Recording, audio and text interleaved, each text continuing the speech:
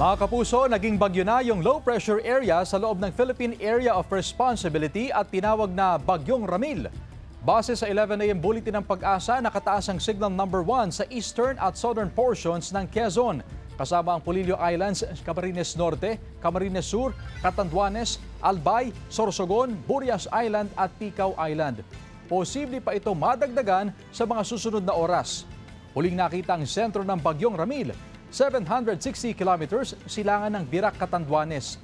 Sa inisyal na track ng Pag-asa, posibleng maglandfall ang bagyo sa Catanduanes bukas ng umaga o hapon. May tsansang sunod itong tumama sa Aurora o Quezon sa linggo ng umaga. Pagkatapos ay tatawirin nito ang Northern o Central Luzon hanggang marating ang West Philippine Sea.